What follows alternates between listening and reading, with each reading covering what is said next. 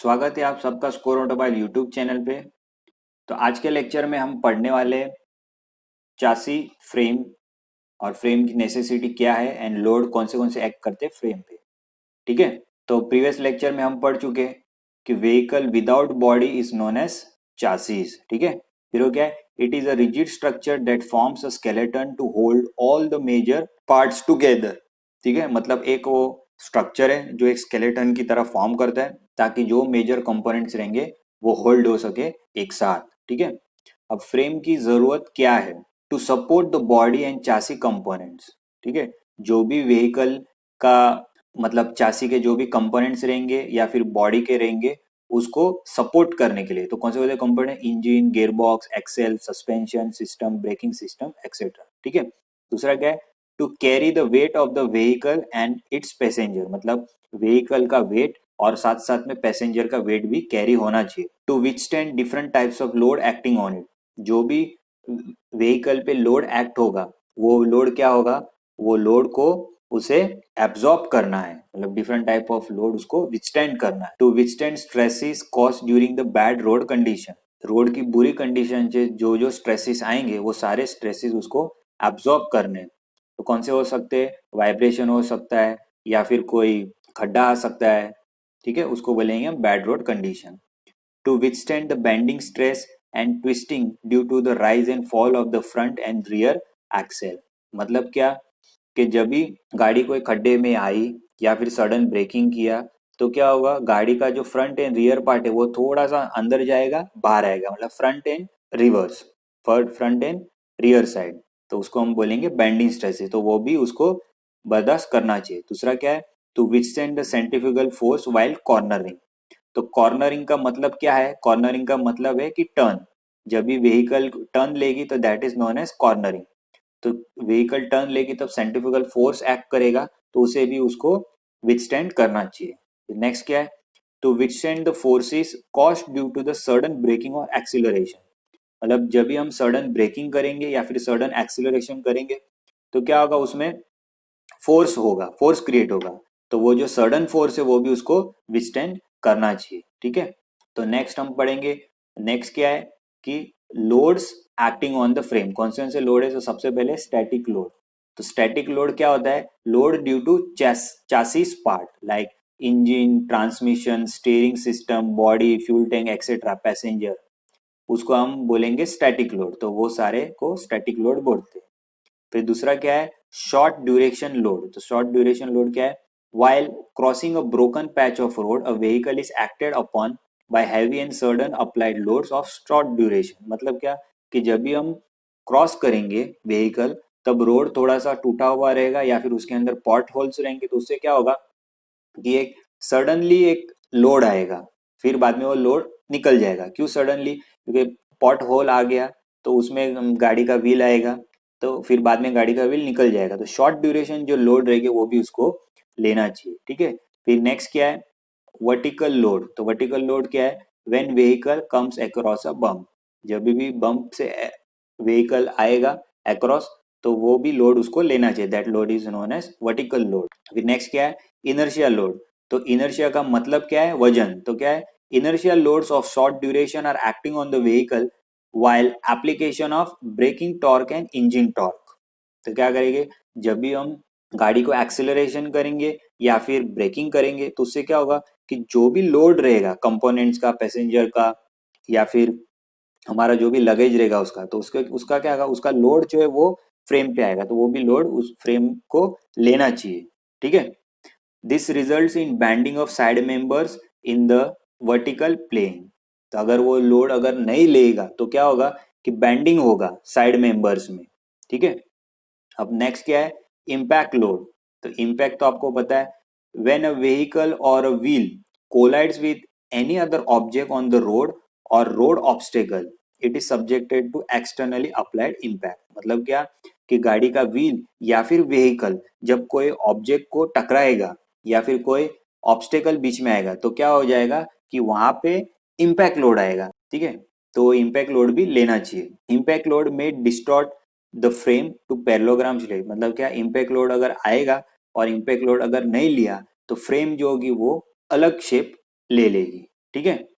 अब नेक्स्ट है momentary duration load, मतलब कंबाइन लोड। तो उसका मतलब क्या होता है, while negotiating curves, applying brakes and striking a pothole, a vehicle is acted upon by combined load of momentary duration।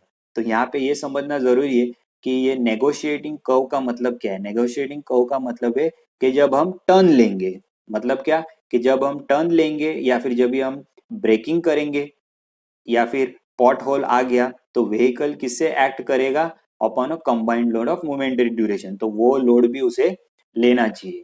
ठीक, फिर नेक्स्ट क्या है, ओवरलोड। तो ओवरलोड कब होगा, overloading a vehicle beyond the design capacity. जो भी कैपेसिटी रहेगी कि इतना लोड लेगी, उससे ज्यादा अगर लोड हम व्हीकल पे डालेंगे तो क्या होगा कि ओवरलोड हो जाएगा। तो फ्रेम को वो ओवरलोड भी लेना चाहिए। अब क्या है, टाइप्स ऑफ फ्रेम, कौन से टाइप्स ऑफ फ्रेम है। Common types of four wheeler chassis frame are, एक है conventional frame, half integral and half frame, last है इंटीग्रल और यूनिटाइज कंस्ट्रक्शन। ठीक है। तो सबसे पहले हम जानने की कोशिश करते हैं कि कन्वेंशनल फ्रेम को क्या बोलते हैं। तो ये रही कन्वेंशनल फ्रेम का फिगर। तो क्या हो रहा है, it has to long side members and 5 to 6 cross members join together with the help of rivets and bolts. मतलब क्या हो रहा है, दो लॉन्ग मेंबर्स है।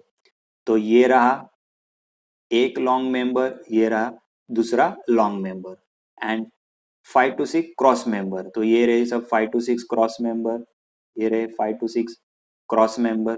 ठीक है। फिर क्या हो रहा है, the frame section generally uses are. उसके अंदर कौन से फ्रेम के सेक्शन यूज होगा, एक है चैनल सेक्शन, एक है ट्यूबुलर सेक्शन, एक है बॉक्स सेक्शन। ठीक है। तो ये सारे सेक्शंस हम आगे पढ़ने वाले और इसका फिगर भी देखने वाले। तो चैनल सेक्शन का अच्छा रेजिस्टेंस है किसमें, बेंडिंग में। ट्यूबुलर सेक्शन का अच्छा रेजिस्टेंस किसमें, टॉर्शन में। टॉर्शन मतलब ट्विस्टिंग फोर्स। बॉक्स सेक्शन किसमें अच्छा है, बोथ बेंडिंग एंड टॉर्शन। ठीक है।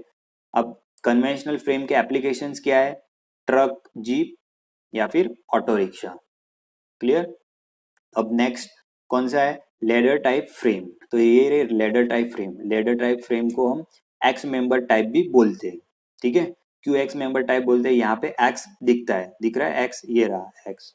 अब ये जो लेडर टाइप फ्रेम है वो simplest and oldest type of frame है। It consist of two symmetrical beams, nails all channels running the length of the vehicle and several transfer cross members connecting them. It is mainly seen on truck। मतलब क्या कि यहाँ पे दो symmetrical beam है, एक ये रही एंड एक ये रही, ये वाली। ठीक है। और यहाँ पे हमको क्रॉस मेंबर दिखाई देते हैं, ये रहा क्रॉस मेंबर। ठीक है। क्लियर। अब क्या हो रहा है, ऑल्सो फिर क्या हो रहा है, also vehicle overall height will be greater due to the floor pan sitting above the frame instead of inside it.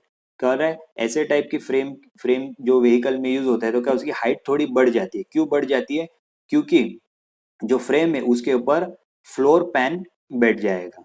Clear. अब नेक्स्ट कौन सी फ्रेम है, इंटीग्रल फ्रेम। तो इंटीग्रल फ्रेम क्या हो रहा है, there is no frame and all assembly units are attach to the body. मतलब इंटीग्रल फ्रेम मतलब क्या, कि उसमें कोई फ्रेम नहीं होती है, जो असेंबली के यूनिट्स होते हैं वो एक साथ बॉडी को अटैच किए गए रहते हैं।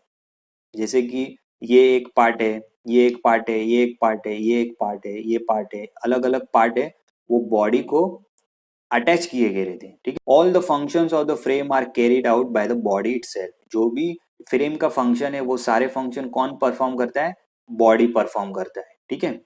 Due to elimination of long frame it is cheaper and due to the less weight more economical also. मतलब क्या हो रहा है कि लॉन्ग मेंबर्स यहाँ पे नहीं है, जैसे कि पहले थे ना, यहाँ पे एक लॉन्ग मेंबर, यहाँ पे लॉन्ग मेंबर, वो यहाँ पे नहीं है।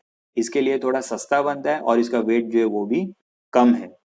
Only disadvantage is repairing is difficult. यहाँ पे रिपेयरिंग इसका डिफिकल्ट है क्योंकि सारे जो कंपोनेंट्स है वो सारे कंपोनेंट एक असेंबली की तरह इसके अंदर अटैच किए गए। अब आएगा इसके अंदर सेमी इंटीग्रल फ्रेम। तो ये फिगर है सेमी इंटीग्रल फ्रेम का। तो क्या हो रहा है, in some vehicles half frame is fixed in the front end on which engine, gearbox and front suspension is mounted. मतलब क्या हो रहा है, कुछ व्हीकल के अंदर आगे हाफ फ्रेम होती है एंड पीछे हाफ फ्रेम होती है। ठीक है, पीछे की साइड पे। It has an advantage that when the vehicle is met with accident the front frame can be easily taken to replace the damage chassis frame. मतलब क्या कि अगर फ्रंट साइड पे कोई कोलिजन हुआ है या फिर गाड़ी किसी से टकरा गई है तो क्या हो जाएगा, सिर्फ फ्रंट साइड की जो फ्रेम है वो फ्रंट साइड की फ्रेम निकाल देंगे और उसके अंदर रिपेयर करके या फिर दूसरा फ्रेम हम इंसर्ट कर सके, ताकि एडवांटेज क्या है कि ये रियर फ्रेम जो है वो निकालने की जरूरत नहीं है। This type of frame is use in some European and American car. European and American cars में इसको यूज करते हैं। ठीक है, अब आगे क्या है, सब फ्रेम्स। तो क्या है, normally the various components are bolted directly to the main frame. Normally जो भी मेन कंपोनेंट्स रहेंगे वो मेन फ्रेम को डायरेक्टली बोल्ट किए जाते हैं, बट कुछ बार क्या होता है कि ये जो कंपोनेंट्स रहते हैं वो माउंटेड कहाँ किए गए, एक सेपरेट फ्रेम पे, उसको बोलते हैं सब फ्रेम। मतलब जो कुछ कंपोनेंट्स रहेंगे वो एक सेपरेट फ्रेम पे माउंट करेंगे, उसको हम बोलेंगे सब फ्रेम। फिर क्या हो रहा है, दिस सब frame is further supported by the main frame eight 3 points. मतलब ये जो सब फ्रेम है उसको सपोर्ट कौन करता है, main frame. In this way the components are isolated from the effect of twisting and bending of the frame. मतलब मेन फ्रेम जो है वो सब फ्रेम को सपोर्ट करता है, तो उससे क्या होगा कि जो कंपोनेंट्स रहेंगे वो कंपोनेंट में कुछ भी जर्क आएगा या फिर ट्विस्टिंग फोर्स आएगा या फिर फ्लेक्सिंग मूवमेंट आएगा तो वो फ्रेम मेन फ्रेम आने नहीं देगा, क्योंकि मेन फ्रेम है वो सब फ्रेम को सपोर्ट करता है। अब एडवांटेजेस क्या है सब फ्रेम के, वो देखते हैं। The mass of the sub frame alone helps to damp vibration. मतलब क्या कि जो वाइब्रेशन अगर आ गया तो सब फ्रेम का जितना वजन है वो सब फ्रेम उसको उसके वजन से सारा एब्जॉर्ब कर लेगी। क्लियर, ठीक है। और the provision of sub frame simplifies production on the assembly line and facilitate subsequently overhaul और रिपेयर। मतलब क्या कि सब फ्रेम है उससे क्या होता है कि प्रोडक्शन में आसानी होता है, असेंबली लाइन में भी आसानी होता है, और जब भी इसको रिपेयर करने को आएगा तभी भी इजिली रिपेयर हो सकता है। क्लियर। अब मटेरियल्स क्या है सब फ्रेम पे, तो माइल्ड स्टील, कार्बन स्टील, निकल alloy steel and aluminium steel. अब नेक्स्ट क्या है, टाइप्स ऑफ फ्रेम सेक्शन। तो इसके अंदर क्या है, ऑलरेडी हम पढ़ चुके कौन से चैनल सेक्शन है, बॉक्स सेक्शन है, ट्यूबुलर सेक्शन है, आई सेक्शन है। ठीक है, तो अब इसका फिगर देखते हैं कि वो किस तरह दिखता है। तो ये रहा चैनल फ्रेम, सी तरह दिखता है, इसके लिए इसको बोलते हैं चैनल फ्रेम। ये बॉक्स के जैसा दिखता है, इसको बोलते हैं बॉक्स फ्रेम। ये ट्यूबुलर जैसा है, इसके लिए इसको बोलते हैं ट्यूबुलर फ्रेम। और ये आई जैसा दिखता है, इसके लिए बोलते हैं आई सेक्शन। अब क्या हो रहा है, the channel section is use for making long members and it provide good resistance to bending but it is poor in torsion. हमें क्या हो रहा है कि ये चैनल सेक्शन है वो लॉन्ग मेंबर्स बनाने में यूज होता है। गाड़ी के जो लॉन्ग मेंबर्स हमने देखे थे ना, वो लॉन्ग मेंबर्स बनाने में यूज होता है और ये अच्छी रेजिस्टेंस देता है किसमें, बेंडिंग में, बट वो पुअर है टॉर्शन में, मतलब ट्विस्टिंग फोर्स में। अब बात करते हैं बॉक्स सेक्शन के लिए। तो box section are comparatively resistive to bending and torsion. मतलब बॉक्स सेक्शन जो है वो अच्छी तरह बेंडिंग एंड टॉर्शन दोनों को रेजिस्ट कर सकता है। अब ट्यूबुलर फ्रेम, मतलब ट्यूबुलर सेक्शन। तो tubular section are good resistant to torsion but poor resistant to bending. मतलब ट्यूबुलर सेक्शन है वो अच्छा रेजिस्टेंस है टॉर्शन के लिए, बट वो बेंडिंग के लिए अच्छा रेजिस्टेंस नहीं है। अब I section provide good resistance to both bending and torsion. तो क्या हो रहा है कि आई सेक्शन अच्छा रेजिस्टेंस देगा बेंडिंग एंड टॉर्शन दोनों में। अब मटेरियल्स कौन से हैं फ्रेम के, मटेरियल्स फॉर चासी फ्रेम कौन से, तो most frame use on light vehicle are made up of low carbon steel having carbon content of 0.15 से लेके 0.25%। तो इसके अंदर मटेरियल्स कौन से यूज होते हैं, माइल्ड शीट स्टील या फिर निकल अलॉय शीट स्टील या फिर कार्बन शीट स्टील या फिर एल्यूमिनियम अलॉय। तो आज के लेक्चर में इतना ही। आज का फर्स्ट लेक्चर से लेके आज के लेक्चर तक हमारा फर्स्ट चैप्टर जो है वो पूरा कंप्लीट हो गया। आपको लेक्चर अच्छा लगा हो तो उसे लाइक कीजिए, लाइक करने के साथ साथ चैनल को सब्सक्राइब नहीं किया तो सब्सक्राइब कीजिए एंड आपके फ्रेंड के साथ, रिलेटिव के साथ जरूर शेयर कीजिए। तो अब तक हमारे सिलेबस में first chapter and second chapter पूरा कंप्लीट हो गया। आपने सेकंड चैप्टर अभी तक नहीं देखा हो तो सेकंड चैप्टर भी जरूर देखिए।